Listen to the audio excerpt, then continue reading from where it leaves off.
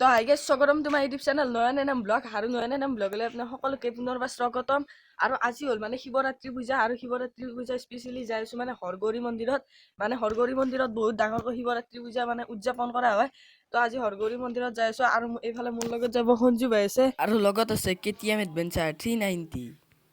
আৰু মানে আজি যেহেতু শিৱৰাত্ৰি পূজা তো শিৱৰাত্ৰি পূজা স্পেচিয়েলি মানে হৰগৌৰী মন্দিৰত বহুতখিনিয়ে মানুহ আৰু এতিয়া বলক মানে চাইকেল লৈ কিনে হৰগৌৰী মন্দিৰলৈকে যাই থাকো। আৰু এইফালে এখন পূজা চলি আছে, তো এইখন পূজা চলি আছে চাবৰে।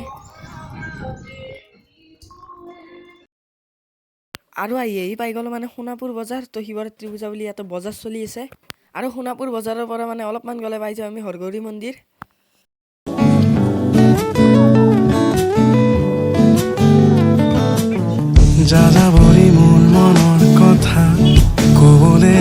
প্ৰায় আহি পালোৱে হৰগৌৰী মন্দিৰ আৰু এইফালে চাবৰে প্ৰত্যেক ঘৰ মানুহৰ ঘৰে ঘৰে মানে কলপুলি পুতি থৈ দিছে।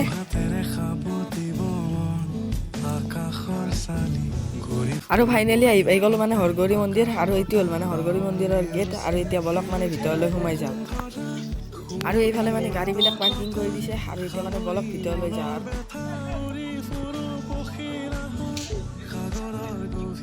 আৰু এইফালে চাব পাৰে আপোনালোকে এইবিলাক হ'ল চাকিৰ দোকান আৰু ভিতৰততো বহুত বেছি মানুহ আছে।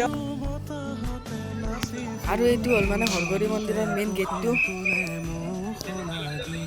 আৰু এইফালে আছে এটা মানে সাৰ গৰু, তো চাবৰে এইটো এটা সাৰ গৰু আছে।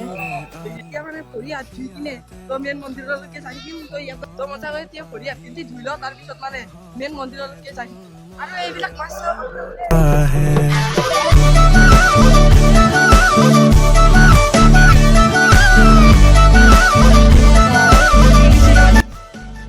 আৰু পুখুৰীটো মানে বহুতে বেছি ডাঙৰ হয় আৰু চাব পাৰে ইয়াতে মানে বহুত মাছো আছে। কেমেৰাত কিন্তু মানে দেখা পোৱা যায় কিন্তু বহুত বেছি মাছ আছে ইয়াতে।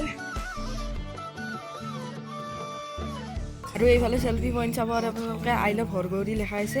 আৰু এতিয়া মানে বলক সেৱাটো কৰি লওঁ আৰু চাব পাৰে কিমানখিনি মানুহ আছে।